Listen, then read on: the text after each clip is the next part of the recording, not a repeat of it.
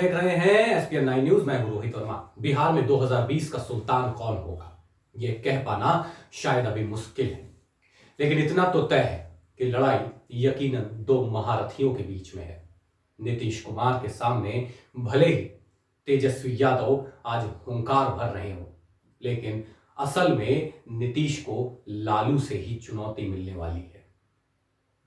लालू यादव और नीतीश कुमार बिहार के वो धुरंधर राजनेता हैं जिनकी पहचान न सिर्फ बिहार तक ही सीमित है, बल्कि समूचे देश भर में इन दोनों ने अपना लोहा भी मनवाया है।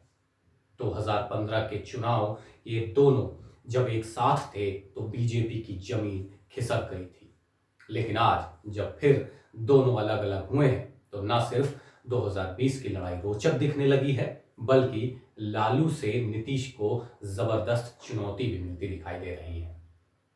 वरिष्ठ पत्रकार हैं अरुण पांडे। उनकी माने तो लालू जेल में रहें या फिर जेल से बाहर, बिहार की राजनीति में अगर एक धुरी पर नीतीश या बीजेपी है तो दूसरी धुरी पर यकीनन लालू यादव ही रहेंगे। अब सवाल यह भी है कि इन दोनों महारथियों के पास ऐसे कौन से सबसे बड़े मुद्दे हैं जिनके बलबूते ये एक दूसरे पर हावी भी हो सकते हैं। दरअसल ये सभी जानते हैं कि हर बार की तरह इस बार भी नीतीश कुमार विकास के मुद्दे को लेकर 2020 के चुनाव में जाने वाले हैं और उतर चुके हैं, लेकिन पिछले कुछ सालों में जिस तरह से नीतीश की छवि एक समाज सुधारक की बनने लगी है, इस बार के चुनाव में इस समाज सुधार फॉर्मूले का भी एक लिटमस टेस्ट हो जाएगा। दोनों ही खेमा अपनी अपनी दावेदारी ठोक रहे हैं। जेडीयू नेता संजय सिंह का दावा है कि नीतीश कुमार एक विकास का चेहरा है, जिन्होंने 15 सालों में न सिर्फ बिहार में विकास किया बल्कि देश दुनिया में बिहार का नाम भी रोशन किया है। अब सामाजिक कुरीतियों को मिटाने के लिए नीतीश कुमार शराबबंदी, दहेजबंदी और पर्यावरण के लिए जो समाज सुधार का काम कर रहे हैं, बिहार की जनता इसका सम्मान करती है। बिहार की जनता को घोटालेबाज और परिवार वाले नेताओं की कोई जरूरत नहीं है। वहीं इस पर आरजेडी नेता मृत्युंजय तिवारी पलटवार करते हुए कहते हैं कि देश और बिहार आज एनआरसी, सीएए और एनपीआर की आग में जल रहा। बिहार के मुख्यमंत्री समाज सुधार में लगे हैं, ये सब वोट बैंक के लिए किया जा रहा है। असलियत में गरीबों, अकलियतों के लिए लड़ने वाले नेता केवल लालू यादव ही हैं। जानकार ये भी मानते हैं कि समाज सुधार और एमवाई समीकरण के अलावा एक तीसरा भी बड़ा मुद्दा है जो 2020 के चुनाव में नीतीश कुमार के लिए चुनौती बन सकता है, जो तेजस्वी यादव ने उठाया हुआ है, रोजगार का मुद्दा।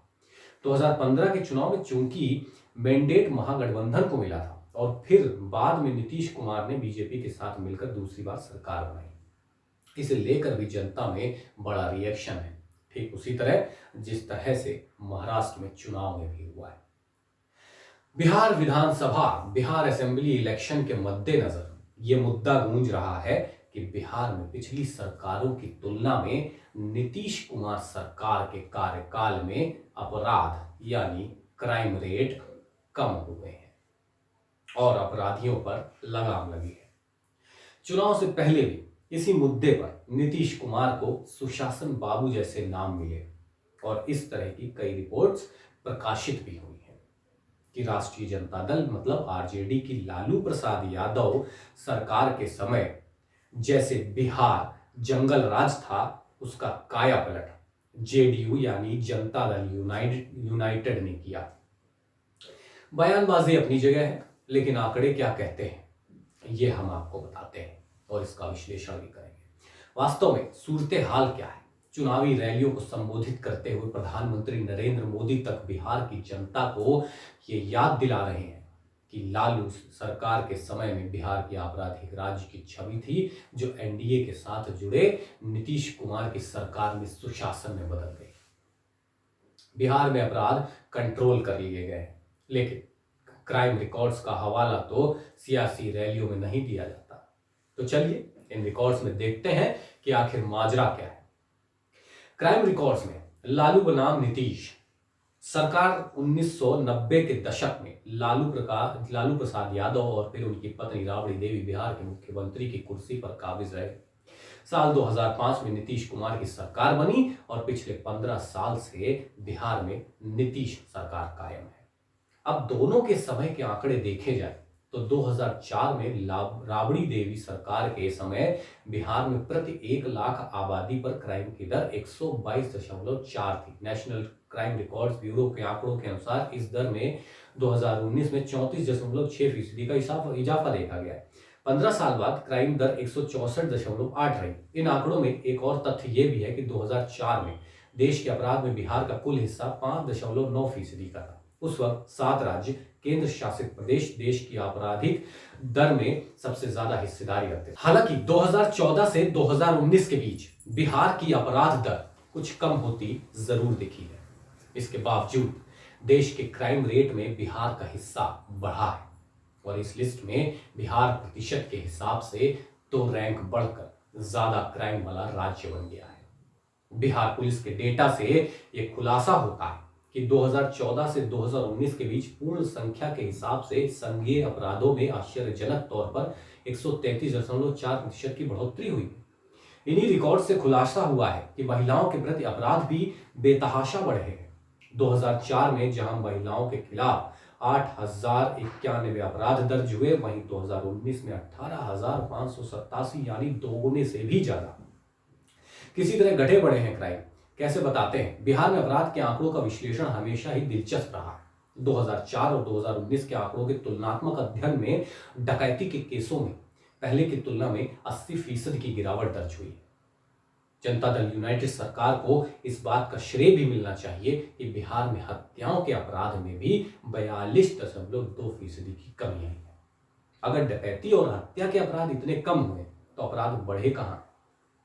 जेडीयू सरकार के कार्यकाल में हत्या के प्रयास के केस 82.3% बढ़े हैं, यानी हत्याओं के मामले जितने कम हुए हैं, लेकिन हत्या के मकसद से हमले के मामले उसके करीब दोगुने ढंग से बढ़े। दूसरी तरफ चोरी की घटनाएं बेतहाशा 130% से ज्यादा बढ़ी हैं। साथ ही 2009 से 2019 के बीच रॉबरी के अपराध भी 17.6% ज्यादा हो गए। तो ये है बिहार में क्राइम के आंकड़े। और ध्यान रखने की बात है कि बिहार की आबादी 2001 की जनगणना के अनुसार करीब 8 करोड़ 30 लाख थी और 2011 की जनगणना के मुताबिक 10 करोड़ 41 लाख।